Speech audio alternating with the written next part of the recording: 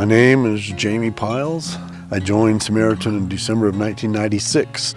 We were homeschooling our kids, and we were already thinking outside the world's box, if you will. And I saw a little tiny classified ad about this new kind of idea I'd never heard of before. My first reaction was, that's the kind of thing that we would do, isn't it? And so I finally called the number, talked to them, and the more I asked them questions, the more I liked their answers.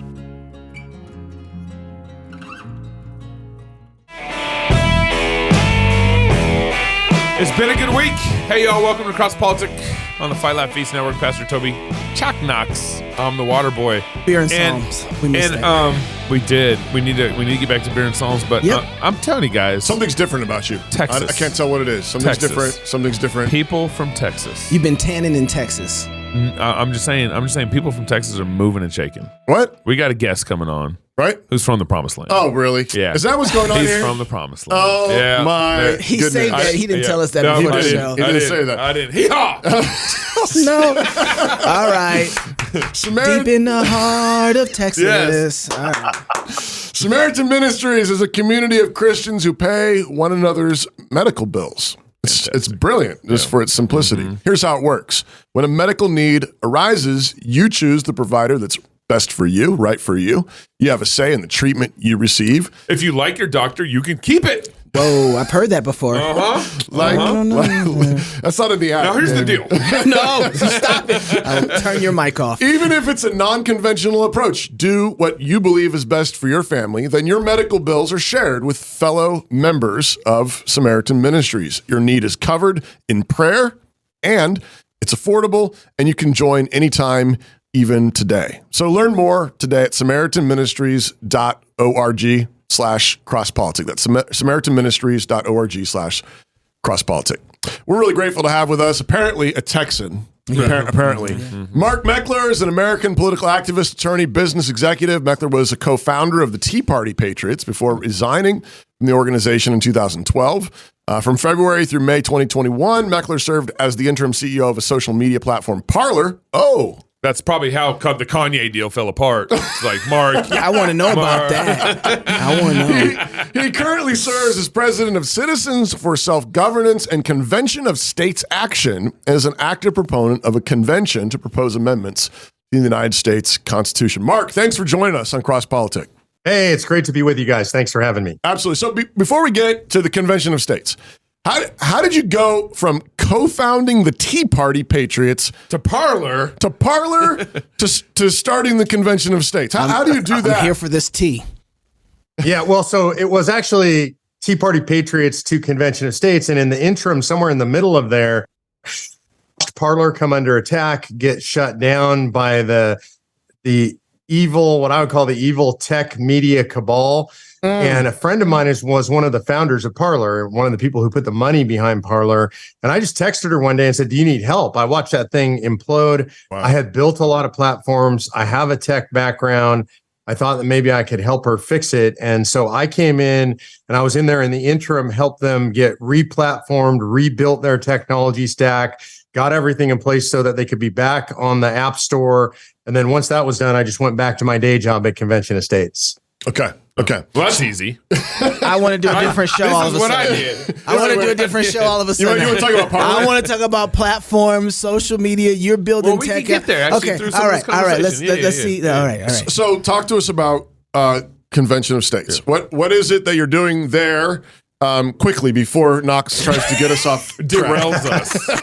Well, so look, as one of the co-founders of the Tea Party movement, I saw politics in DC up close. What I saw is in 2010, we elected the largest swing class between parties since 1938.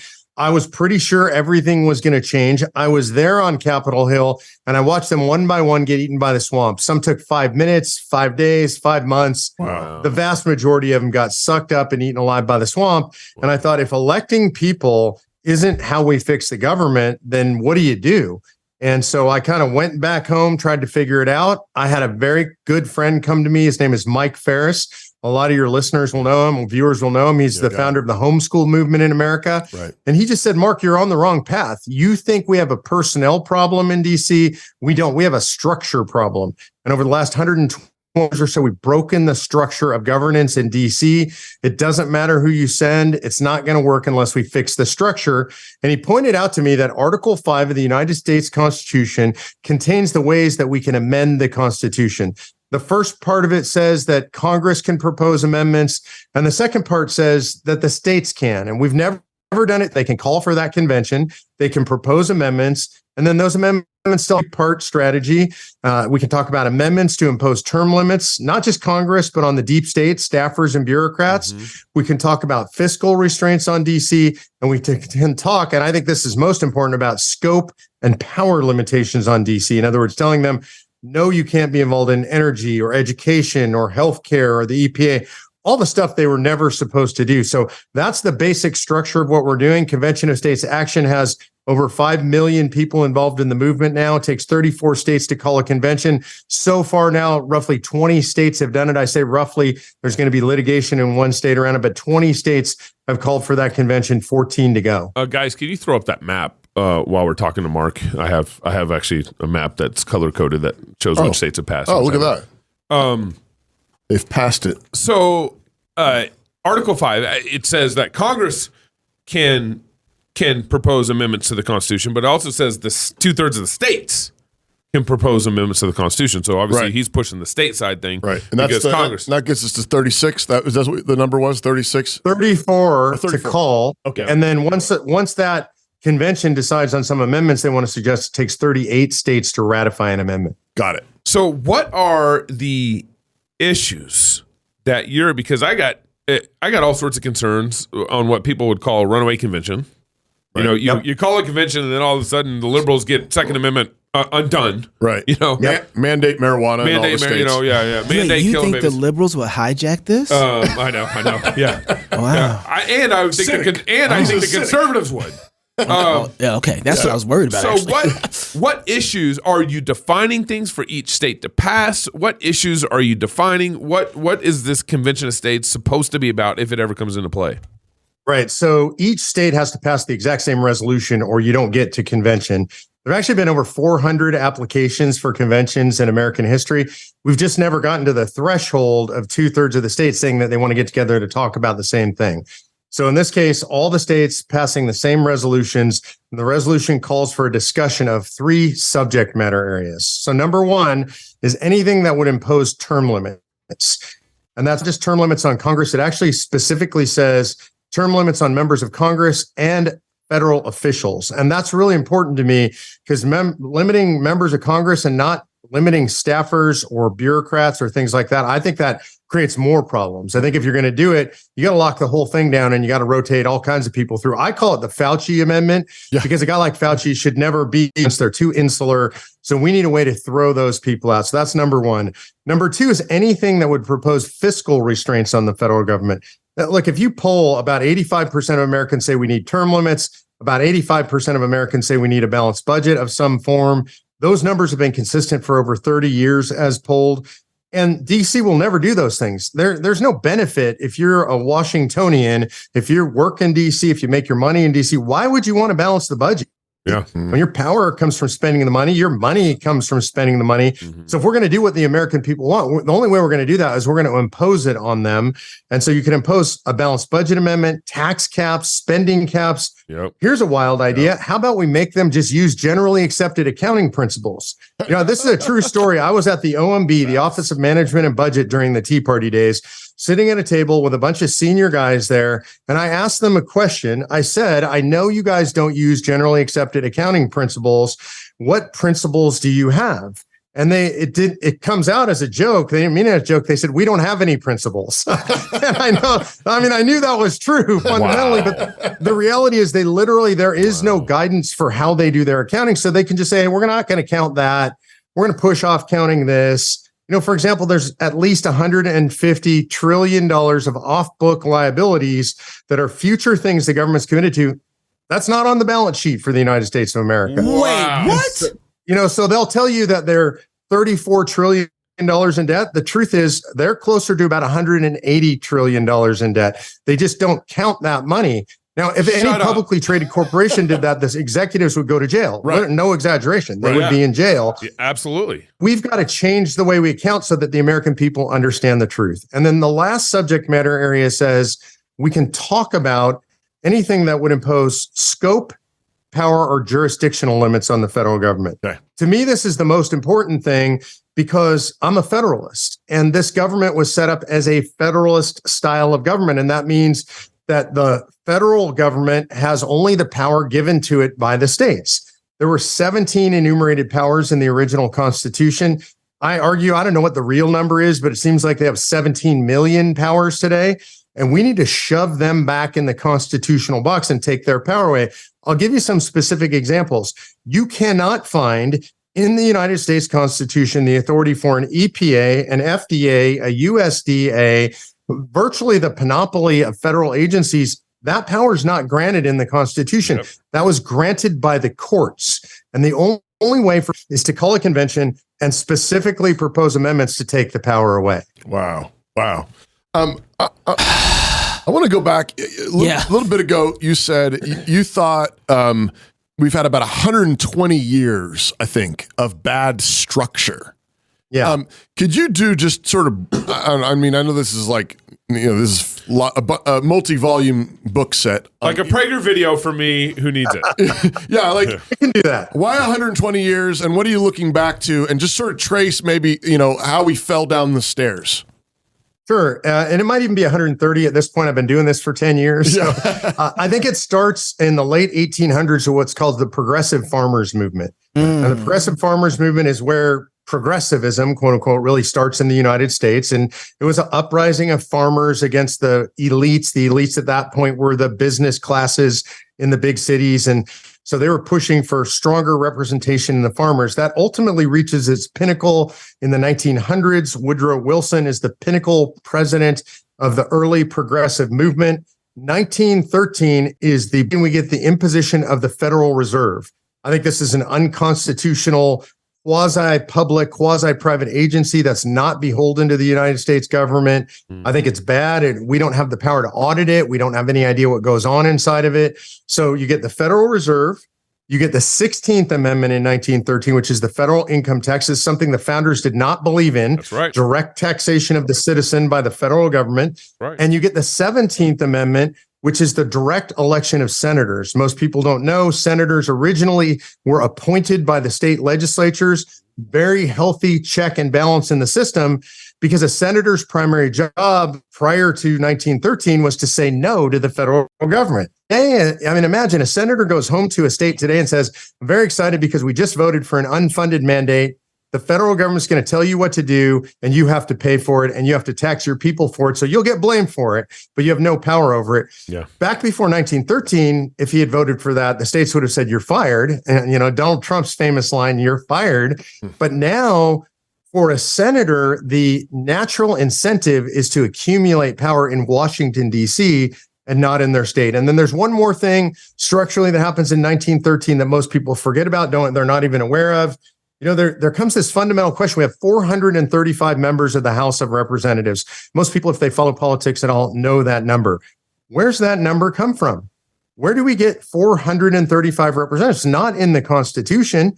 So how did we come to that? Well, in 1913, you get an act of Congress that sets the number of members of the House at 413. Now, if we kept with the original formula of the framers of the Constitution, we would have roughly 7,000 members of the House of Representatives today instead of 435. So what this means in effect is we have lost the idea and the actual structural function of being a representative. Represents on average 700,000 people. There are districts with over 1 million people in them. One human being can't represent 1 million people. One human being could barely represent the original formula of 50,000. So these are some of the major structural changes. Now, if I can, I'll go to one more thing, which is there's something that happens in the 1930s. In 1931, there's what's now become a seminal case in Supreme Court jurisprudence. It's called Wickard versus Filburn. Yeah. And this takes place, and it is a case about a farmer in Ohio, and the farmer is growing wheat for his own consumption and for his family's consumption, for his animals' consumption. He does not sell any wheat, and he does not buy any wheat. But there are quotas at that point in our history on how much wheat a farmer can grow. And if you grow more than the quota, then you get. And so the federal government imposes penalties on this farmer. And he says, well, you have no authority over me. How can you have authority over me? I'm just growing wheat for my own consumption.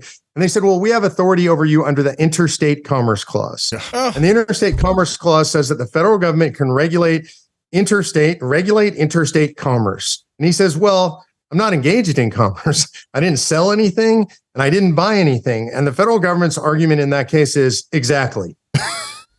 And that seems insane. Like, I'm a lawyer and I look at that and I'm like, I don't understand. What's the argument? And they said, look, the deal is if you hadn't grown your own wheat, you would have been out on the markets and you would have bought wheat.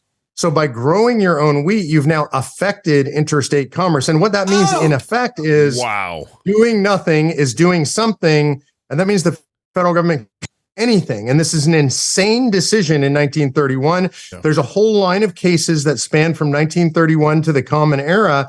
And those cases give the federal government essentially infinite power. And all those agencies I mentioned earlier, USDA, FDA, Department of Education, EPA, are all authorized, quote unquote, I use air quotes for that, under the Commerce Clause interpretation of the United States Supreme Court. Now, I'll close. We, as originalists, and I assume I'm talking to three guys who are originalists, constitutionalists, we look at the Constitution. What did it mean when it was written? It doesn't matter what we think it means now. What did the framers mean? What was common usage? So if you go back to 1787, when this language was written, regulate is something completely different. The word regulate meant to regularize or smooth out. They didn't have a Federal Register, 80,000 pages. They didn't understand regulation the way we do. So it meant smooth out. Interstate meant the same thing. But in 1787, the word commerce doesn't mean business. It means the shipment of goods. So the power given to Congress was to smooth out the shipment of goods across state lines. I always want to know why. Why would they do that? Well, in 1787, during convention, New York and New Jersey were about to come to military incoming shipping port for the states, and they were imposing tariffs on foreign goods. So the goods that came into that harbor would then go to New Jersey and would be much more expensive. And New Jersey said, no, we're not going to do that. And they're about to go to war. And so these guys in convention say, well, that's not going to work. We're going to have to give the federal government a tiny bit of power to make sure we don't get into these kind of tariff disputes that lead to war. And so now what we do is we say, well, that covers everything. And that's not okay. And we've got to fix that. Man. Wow. That was, did you take notes? Yeah, I was taking notes. Yeah. I went back to school right there. All right. So like the biggest response in all this is you're opening up a Pandora's box that we don't want to open up. Yeah, look at the box we're in. No, look at the box. We're already in Pandora's box. And, I mean, it's called, usually people use the term a runaway convention. Right. We already in it. So we already in it. So, Knox, will you let me finish? No, okay, all right. And I'm going with Knox. I'm just going to shut down. You got it, Knox. You nailed it. Knox, will you answer this question for Mark? I think he's already answered the question. Yeah. So, let's say we get 34 states. They vote. Yep. We go back to a constitutional convention. And then the liberals come in and figure out how to come in and vote to, let's say, eliminate the Second Amendment. Our gun rights are gone. Yep. So now the Constitutional Convention actually becomes something worse than what we're trying to fix some things, and then it got worse. So why are you such a problem, Mark? Well, you have to ask my wife that question because it'll be 30 years in August. Yeah. Hey, glory. Congratulations. Glory. That's awesome. All right. So I obviously hear this all the time, and this is the the only argument against what we're doing. There's a couple of things I want to lay a foundation for here is one, it's important to know who's for this and who's against it generally, right? We can't all be experts on everything. I'm expert on this because it's what I do for a living, but there's a lot of things I'd come to you guys and say, you know more about this, so tell me what you think. And I'm going to put a lot of weight in your opinion. I might not make a decision because you tell me something, but I'm going to lean on you if it's something you've spent years on. So if you look at the pros and the cons in this camp, every single nationally known conservative, notice I didn't say Republican, every single nationally known conservative who's weighed in on this issue has weighed in favor of Convention of States. And that's Mark Levin. It's been Shapiro. It was Rush Limbaugh when he was alive. Kirk Cameron signed off. Rick Santorum. Kirk Cameron's in. Rick Green, David Barton. Cross politics not on the everybody list. that you would know and respect. On the other side, and this is really important, 5 years ago on Good Friday, led by Common Cause and Center on Budget and Policy Priorities, these are the two main Soros organizations. They put together a coalition, the largest left-wing coalition in the history of the United States of America, larger than ever, even in a presidential primary for somebody on the left. Over 250 groups, including La Raza, Planned Parenthood, MoveOn.org, Daily Cause, Hillary Clinton personally, Howard Dean personally. They're all in the we're opposed camp. Yeah. And their argument is the runaway convention argument. Yeah. And so you've got all these people, every baby killing, America hating, communist loving organization in the United States of America is against us. In fact, this week, Senator Russ Feingold, the former communist senator from Wisconsin who moved to California, wrote a whole article about how we're a bunch of white supremacists just trying to take over the country. And that's why we're holding a simulated convention of states here in a couple of weeks. So you got to know the camps. Now let's go to the substance of the argument. I'm going to use the Second Amendment because that's the one you brought up. And that's the one I hear the most often. Yeah. Just a little bit of background here. My son's a Marine. My mom's a cop. I'm a firearms fanatic. We build our own weapons here at home. We love our guns here in the Meckler household. So I'd never do anything that would put any firearms right at risk. I am a Second Amendment absolutist. Chuck Cooper was Ronald Reagan's personal constitutional attorney during the Reagan administration. He was a litigator for the NRA for 30 years. He wrote a letter. He's on my legal board of advisors. Said it's ridiculous that this puts the Second Amendment at stake. Now, those are all opinions and just periphery. So let's get into substance here. The substance goes like this. Currently, today in the United States of America, praise God, there are now 27 states that have constitutional carry. That means go down to the store, buy a firearm, strap it on your hip, walk out of the store and carry that firearm. You need no permit. There's no money to be paid. And that's the way it should be. That's our God-ordained right. Amen. All right, so we got 27 now, and that's been climbing year by year. There are currently 24 states where you can carry your handgun inside of a state legislature. I know this. I do it personally in the states where it's allowed. In fact, in Texas, we have the Fast Pass. If you got your handgun and you've chosen to get a CCW in Texas, which you don't need, you literally bypass security. You just give them your license and you go right in. We like people with firearms in our legislature. 24. There are currently 14 state legislatures where you could take an AR, rack one in the chamber, sling that across your back, walk inside the legislature, sit in the gallery and watch the proceedings. Now, I'm not recommending that you do that, but you can in 14 states. So now let's do basic math. If it takes 38 states to ratify an amendment, that means it takes only 13 states to stop any amendment, right? That math makes sense? The inverse, right? Unless you're Obama, where there's 58 states. But, right. So 50 states, you got to get to 38 to ratify, 13 stop it, which means you need only one house in each of the most conservative 13 states in America to say no to any amendment. Really, if you know how the legislative process works, you need one committee chairman in one house in each of the 13 most conservative states in America. I would posit this to you. If we can't get 13 states to stop the repeal of the Second Amendment, the country's gone anyway. All of us should quit talking. We should just collect our firearms, our ammunition, and our food, and we should go to the hills. I would suggest people collect arms, ammunition, and food anyway. I'm a fan of that. But I don't think we've lost our country yet. And I've made this offer, and I'll make it to your listeners.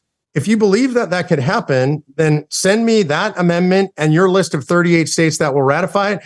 I'll call you personally. I'll have a phone conversation with you. But I've made that offer literally to millions of people. You know, I've been on Shapiro and Hannity and all those shows. My personal email address, mmeckler@cosaction.com. I've asked for people to tell me the conservative amendments they're afraid of, or the liberal amendments they're afraid of as conservatives. And you don't have to do the legal work, just generally, right? You don't have to do it in legalese. And then the 38 states that will ratify. And in 10 years, it'll be my 10-year anniversary doing this on the 13th of August. I've received precisely that many emails. Right. Because you cannot do it. This is a fantasy that was given to us as a fever dream by the radical left to keep us from using the Constitution to save the Constitution. And by the way, there's tons of documentary proof where the runaway argument came from. I'm happy to go into that if you want me to. Wow. So Okay, I have thoughts just running and bouncing all over my head right now. Let's okay? get crazy. So I'm just gonna just vomit some of this out. So work with me here, okay? You got it, Knox. Go for it. So here's a couple things. Has this ever been tried before? Have we ever done this in American history? This hasn't ever happened. There's not been a convention of states. We've been trying since the very beginning. There've been over 400 applications, but this is important. There have been 41 interstate conventions of a variety of kinds. States do this all the time and get together, debate and discuss stuff and do things they have the authority to do together. And so we've been doing this convention, no records of the convention doing something that they were not called to do ever in American history. Okay. So, earlier you were talking about, I can't remember who it was that told you that it's not about getting people into the office. It's more about the structure. And if the structure is broken, then you have a problem. Yep. Okay, so work with me here. In my head, as you're going through all this, and as I'm processing it, I'm thinking, with the populace that we have currently, if you went all the way back 130 years ago now, the people were closer towards a constitution at that point. They're coming out of the Civil War, right? If they are the ones who are creating this type of problem for us that we're dealing with here in 2023, it just keeps dominoing out of control. How much time does this actually buy us if we don't have a populace who can keep up with the Constitution?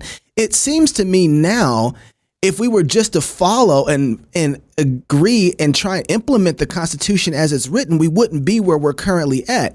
But because of the people and where we're at and the people we elect, we're just side-skirting the realities of the Constitution to make up our own forms of Constitution. So if you go back and we retrofit this thing and we get it right, what's to stop? How much time does that buy us before we have to do it again? Don't we have a bigger problem than just the Constitution itself if your people are messed up? That's good, yeah. I'm going to answer that with the second part first, what you just said, which is, don't we have a bigger problem than the Constitution itself? My answer is absolutely. And the absolutely, to me, starts with the heart of the country, and it's a heart that's turned away from God. If we don't turn to God, if we don't pray to the Lord to redeem our land, if we don't go back to the book and the bottom line, the real instruction manual, put the Constitution aside. I mean, the Constitution really is biblically based. So if we don't go back to the Bible, if we don't go back to our faith, we're not going to save the country anyway. And so one of the things that I think is America, I travel around, I meet men like you and women everywhere who are in the fight, whose hearts are in the right place, who are servants of God. Like, I mean, the reason I'm even with you guys today is because Gabe's a hero. He was willing to actually be arrested. Not a lot of people are willing to do that kind of a thing, right? And put themselves on the line. But I will tell you, as somebody who's been in 48 states, I meet people like you all over the country, everywhere I go. So I know that this revival is taking place in America. It's hidden from us. And the reason it's hidden is because the mainstream media doesn't want to cover it. Yeah. I talk about it all the time about the people. I can go to Manhattan and find people just like you. I can go to San Francisco and find people just like you. And I don't believe it. I promise you, Mark, you're going a little too far. You went to San Francisco. So yes, look, the spirit matters first and foremost. And so we're heavily engaged in that fight as well. I am all across the country. Okay, there's a webpage I helped put together called Bible and Politics. And one of the reasons I think Gabe and I hit it off so well, because you cannot separate those two things. If you separate the Bible from politics, what you're talking about is evil. So all of that stuff, yes, that foundation has to be there. So can't do anything without that, I would say. But we got to be able to walk and chew gum at the same time. Now, where I'm going to disagree with you is about the Constitution. And the reason I'm going to disagree with you is I hear this all the time. Mark, if we just followed the Constitution, everything would be fine. And so I would ask you the question that I've asked thousands of times across the country is, well, which Constitution are you talking about? And you're going to look at me like, what do you mean? That's a crazy question. Well, here's the reality. Well, I'm going to show you, right? We got two constitutions in America today. I don't have the big one here. Like, I can grab it off the shelf later. We have a constitution. You can order this from the government publishing office. It's over 3,000 pages. It says on the spine, the Constitution of the United States of America. 3,000 pages. It weighs over 10 pounds. It contains every Supreme Court case issued by those robed men and now women. I can't say they're women. I don't know. We got one. I can't define a woman. Oh, ouch. Robed ZERS or whatever they call themselves now. Every case is in there. Okay. And so when you look at what they do in Washington, D.C., largely what they do falls within that book. And that's the book by which our country is governed, whether we like it or not. And, after Marbury versus Madison, the Supreme Court made itself the ultimate arbiter of the United States Constitution. And so that book governs us. And so the purpose for calling a convention of states is to get rid of a whole bunch of that stuff that was layered on top of the original Constitution and the Bill of Rights and go back to something closer to the original. Because if we say, let's just follow the Constitution, they can say, well, we are. Yeah. So wait, so this probably a quick answer here that you could give me, but you said Marbury gave the judges supreme decision authority over the Constitution. What was the Supreme Court's role before? I've always known the Supreme Court's role as that. What's the Supreme Court's role before that? Yeah, so it's weird if you look at the history and especially look at the Federalist Papers, there's very little in there about the Supreme Court or about the courts generally, right? It says that there should be a Supreme Court and then whichever minor courts that Congress shall decide they want to create. And that's pretty much it. And there's very little about it in the Federalist Papers. And this is a place where the framers, I would argue, didn't get it right. And they didn't get it right because they didn't have an experience with a court system that was built like this. And they originally thought that each branch of government would interpret the Constitution.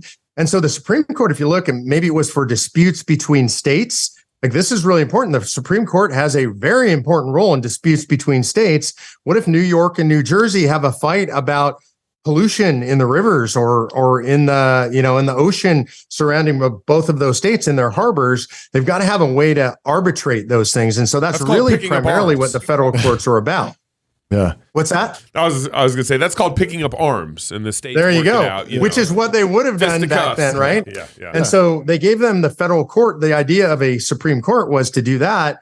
And in Marbury, and I think we can argue about this, and scholars still argue about it. The Supreme Court made themselves the ultimate arbiter of the Constitution. Yeah. And I think that creates a problem. Right. The branches, I think, were supposed to interpret the Constitution by themselves as well. And there were supposed to be checks and balances between the branches. One of the things that the framers said about the Supreme Court, they worried about how weak the Supreme Court was going to be. And now it's our strongest. It's the supreme branch of government. It's the ultimate decider. And they said that the Supreme Court has a purse. So how's it going to enforce anything that it wants to do? That's right. They were worried about that. And instead, it's become the ultimate power base in the United States. Wow. Wow. Do you want to read the ad and then I want to? No, because it's actually not a good ad. Okay. I decided not to read it. So, I keep going back. There's a couple, I have so much here. Again, I'm just bouncing around. Go. When you were talking about in the beginning that you were electing people and the good people got eaten up by the swamp. Why is the swamp so powerful to eat up men who seem to have good conscience and who are capable? Yeah, I love that question. And I think it's really important because when I went in, I would have said something different than I'd say now. I was a grassroots activist. I still am a grassroots activist. Our natural posture as an activist is to despise politicians.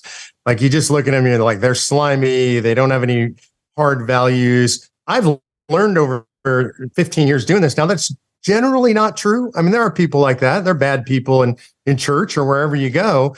But most of them got elected. They wanted to do the right thing. And then they get in. I'll give you some of the pressures they face. Knox, let's say you go in your district. One of the most important things that you have in your district is you've got a water problem. And let's say you've had flooding along a river. The river's under federal jurisdiction. I don't even think that should be the case, but It is. And you need some form of dike project or dam project to prevent the flooding in your district. And you campaign for that up and down your district. And they said, Knox is the guy that's going to deliver this water project. And you go to DC. And when you're in DC, you propose a bill to get this water project. And that bill's moving and moving and moving, and you're lobbying and putting all your political capital into it.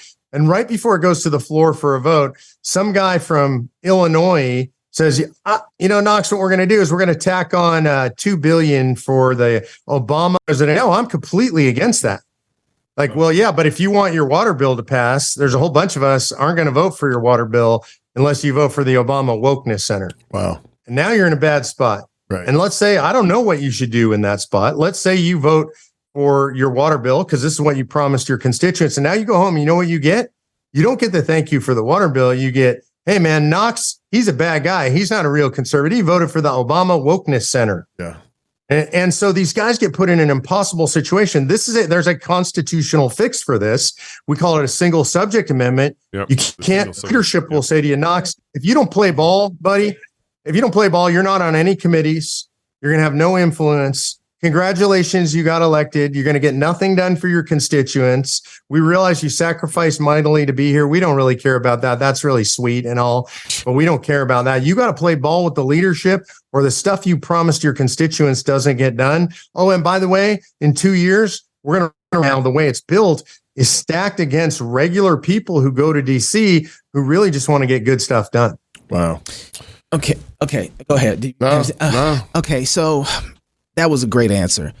So let's say, for instance, you have this group of people. Let's say I'm always concerned about revival before reformation. And I think your answer previously to this was really good. Like, we have to have both in. So let's say that we're working for the states. How do we work on the more local level to create the reformation so that the revival it's not a top-down, influenced to the people. It's from the bottom up. So I love that question because I'm a grassroots guy, and grassroots is never top down. Right. Sometimes I'll get a politician call me up and he'll say, hey, Mark, you really need to get the grassroots to do X. And I just start to laugh. It's like, oh, so you've never done any grassroots politics, right? Because if I go out and I try to get the grassroots to do X, that's grounds for losing any influence I might have with the grassroots. My job is to go out and find out what the grassroots consider important to them, what they're passionate about, and try to give them the tools and the support and the air cover they need to accomplish those things. This is where structure comes in again, Knox, because this is the Convention of States, the best organizing principle for grassroots activism ever invented. I didn't invent it. The framers invented it, and they didn't even intend what I'm about to tell you, but here's why it's so important. If I said to you, Knox, what I need you to do, I know Wednesday night you normally have Bible study and you got your kids' baseball practice and your daughter's going to ballet, and I know you're really busy, but man, I just need you to go to the city council meeting and you just need to watch and learn what they're doing. You're going to be like, yeah, brother, I mean, I got a life and I got a job and I got kids and my wife expects me to, I can't do that. And also it sounds really terrible and boring. Right? And so why would I want to do that? Yeah. And instead, so what I've learned over 15 years of activism is you better be able to pitch a big picture to people that they're really going to make a difference. And so for a convention of states, it's a big national project. And what I can say to people with absolute honesty and integrity is, I'm going to teach you how to get your hands around the throat of the federal government and shove it back in the constitutional box. And by the way, it doesn't matter if Congress doesn't like it or the president or the courts. You have the authority to do this. And people go, whoa, that sounds cool. That's exciting. That's sexy. And then I can say to them, the only way you can do it is getting to know your local representative because he's the guy with the power. So now what I'm doing is I'm teaching them how to be engaged at the local level. When State Representative Knox is at the local diner holding a town hall, you got to go there and you got to meet with him. And then what you're doing is you're learning, how do I build relationships with people who have influence over the local political scene? Once you learn how to do that, what we find is people get engaged in school boards and city councils, and we teach people how to run for office and how to build influence. But it's all ground up. The key is get them in with something that they believe is big enough to take their time in a way that they think is valuable and meaningful, and then teach them the very bottom levels of activism, because in my opinion, that foundation has to be built. And really, that's where all the power is. Wow. That's amazing. Okay. I got more questions. How do, when you started laying this case out, I feel like part of, the more I've gotten into politics, the more I begin to read history, I'm starting to realize I know a little about what's come before us. And I think it's intentional that we don't know our past, because if we knew our past, we probably wouldn't take what they're trying to give us in the future, in the current. Agreed. So where do we start to understand some of the turn? So give me some books, some research that I can do to start having. Because I wanted to, you said you've been in this for 10 years. I have 7 kids. But I would like to be able to speak in a way and understand in a way that I can have that same sort of knowledge that you have, because it's, as you're talking, I'm putting together some of the brokenness that I see in our system. And I'm saying, oh, that makes sense here. Oh, I'm watching the Supreme Court ever since, Roe v. Wade, and the Civil Rights Act 1964. I'm seeing the domino effects of that. And I'm saying, man, there's other Supreme Court rulings that have other effects that I haven't been able to see. Yeah. How do I trace this back? What are some books I can read that'll help me have a good handle of this so I can start understanding this better? So I have two primary resources that I would recommend. And the first is my good friend, Rick Green. And I've helped him with a course, and a bunch of others have, called Biblical Citizenship. And I think, look, I would say this is one of the most important things I've ever done working with Rick. I mean, I think he's an incredible man of God. He runs an organization called Patriot Academy. I recommend everybody plug their kids into Patriot Academy.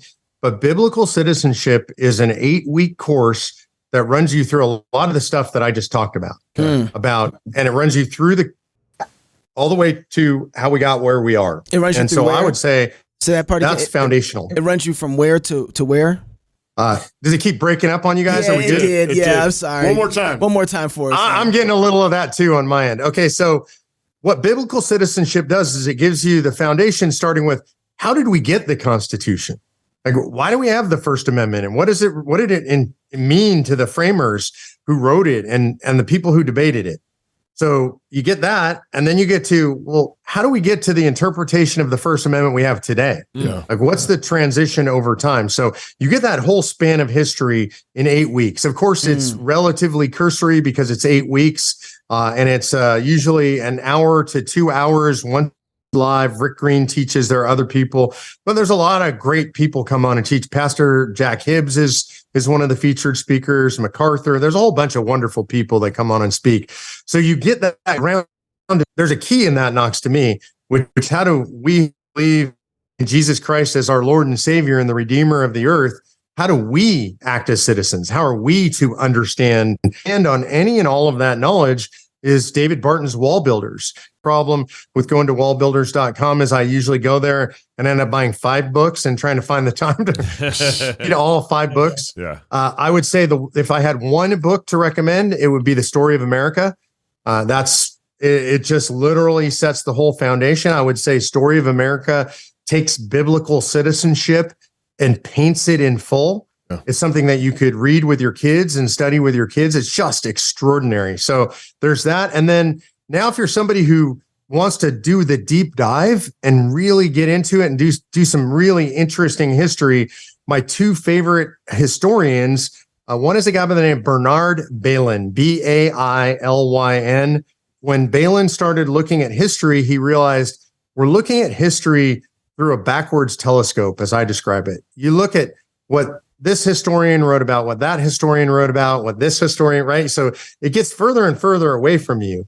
And Bailyn was one of the first to say of the American Revolution, I'm only going to look at it through the writings, speeches, newspaper chronicles of the men and women of the time. Right? I want to know what they thought. What did they say? What did they say about the other people who were saying things? And so I would say the Bailyn book that I would start with, he's got a bunch of them, is called Origins of American Political Philosophy. It goes back prior to the American Revolution, and it explains to us, why would they fight? Like, it's kind of an amazing thing. Why did they decide to do this? What was it in their personal constitutions, in their history, that allowed them to have the fortitude to fight against the greatest empire ever known? The second one, my second favorite author, actually, they're both equal to me, was a woman by the name of Pauline Maier, and it's Maier. Pauline Maier was a historian at all places, MIT. She was a student of Bernard Bailyn. My favorite book of hers, there's actually 2. The first I would recommend is called The Old Revolutionaries. The Old Revolutionaries is a very interesting book written, again, first from the perspective of people who lived it and people who wrote about it back then. It's about the difference between the founders of the country, the men and the families who philosophized about, fomented, and fought the American Revolution, and those who gave us the Constitution. And we have a natural tendency to call them all the founders. And that's not accurate because largely the men who debated and signed that Constitution were different men then fomented and fought the American Revolution. And there was a pretty big gulf between them. A lot of the guys that fought the revolution didn't like what the Constitution ended up looking like. They thought it gave the federal government too much power, looked too much like England. So The Old Revolutionaries is a great book. And then the second one I would read to understand the United States in its essence is called Ratification. And she did the greatest study of the history of ratification that I've ever seen. If you love the ratification, University of Wisconsin put out a 35-volume set of every document that's ever been found about the ratification, speeches that weren't given. I actually have it on my shelf back there. It's a life goal, a bucket list to read all of it. I'm on volume 4 of 35, and I'm 61, so we'll see how much time God gives me. So that gives you kind of some resources. And then, Knox, I want to give you a brief story because this kind of sums it all up for me. When we come to the period of the American Revolution, it's crazy to me that these guys fought the American Revolution. It doesn't make any sense. These guys were farmers and merchants and lawyers. They were not soldiers, right? And if you think about it, for us, for sitting here at this table today or in this studio, it's like I said to you, by the way, there's a battalion of Marines and they're coming to town tomorrow. So go get your firearms and let's fight them. Like, that's insane, right? That's just crazy. That's what these guys were doing. Best trained, armed, fed, paid, organized, disciplined army in the history of the world. And a bunch of farmers are going to fight against him. In 1843, there's a historian. His name's Mellon Chamberlain. 43, a lot of years after the revolution, right? And he's traveling the country and he's collecting the stories of the last remaining Minutemen. Now, in 1843, they're old. You're talking late 80s, early 90s. Today, we all know people like that. Back then, that's like Methuselah. If you knew a guy in your town and he was 90, everybody knew that guy. And so he's in North Carolina and he happens across a guy by the name of Captain Levi Preston. And he goes to interview Preston. He asks him a series of questions. He says, Captain Preston, when you went out to fight those men that day, Preston was at Lexington and Concord. And he says, when you went out to fight those men that day, what did you mean by it? And he said, was it the Stamp Act? Were you frustrated by buying stamps? And, it was really just a tax and it was unjust. And he said, stamps? Governor Bernard locked those in the armory. I'm sure I didn't buy any. He says, well, was it the tax on tea? Maybe you were frustrated by the high tax on British tea. And he said, son, we were farmers. We didn't drink any tea. We drank coffee. So no tax on tea, no stamps. He said, well, maybe you were reading the great revolutionary writers, Milton and Burke and Paine on common sense. And he said, I've never heard of those men. We read the Bible, the Almanac, Psalms, but those men you speak of, I know not those names. So he's baffled by this. And he asks him, well, maybe it was the heavy hand of British tyranny. Like, he's going big. He's got nothing else. And so he says, well, why would you fight? What brought you out to Lexington Green that day? And he said, son, when we went out to fight them redcoats, we meant only one thing. We had always governed ourselves. We always intended to. Them redcoats, they intended that we shouldn't. And in my opinion, that is the single best summary of the American political philosophy that I've ever heard in my life. And I would sum it up like my kids did when they're little. My kids would say to each other, you're not the boss of me. And that's in our DNA, right? And I think today what makes us so uncomfortable, you can't tell me that. You can't tell me how to use my own land. You can't tell me I got to get a shot. You can't tell me how much water goes in my toilet. Like, we hate this stuff. It's just in us. And if you read Meyer and if you read Balin, you will start to understand where that comes from. Knox, there's 158 years between the Mayflower Compact and the American Revolution. And there's so few books written. Wow. And that's when we learn to govern ourselves. I think that's the most important period in American history. Because if you want to go back, and Pastor, correct me if I'm wrong, you're the theologian, I'm not. I don't think you find self-governance in human history before the United States of America. You have to go all the way back to the Old Testament when they chose judges from among themselves. Because everything else was monarchy and dictatorship and tyranny. But God told the Israelites that the proper form of government for man under God's laws is to choose your leaders from among yourselves. Yeah. It was only the That's pretty much right. But it was only the Scottish Presbyterians. I was going to say, don't forget John Knox and those guys. John Knox is the father of them, and he was learning from Calvin. But you're right in terms of a country, that's where it came. Hey, Mark, where can people follow you at and keep track of what you're doing? Yeah, people can find me at conventionofstates.com, or they can follow me on Twitter at Mark Meckler. It's Meckler. I'll be following you if I don't already. Yeah, man. Thank you so much for coming on the show, man. I got a question I want to ask you when we go off air. I'll save that when we're done. If you're single, thanks for your time, guys. You're the best. Appreciate you. Really do. If you're single, get married. If you're married, have you some kids. And if you have kids, go baptize them. Until next time, love God with all your heart, soul, mind, and strength. Love your neighbor as yourself. Go fight, laugh, and feast. This is Cross Politic. The Word of God is living and active, sharper than any two-edged sword, piercing to the division of soul and of spirit, of joints and marrow. Through the Spirit, God's Word changes lives. It cuts us to the heart and reshapes us. As you strive to read and study Scripture, having a good set of tools can help. From setting reminders for a great reading plan, to word studies and commentaries that shed light on difficult passages, to listening on the go, the Olive Tree Bible app can help you dig into the Word wherever you are. Olive Tree Bible app. Read, study, listen, anywhere.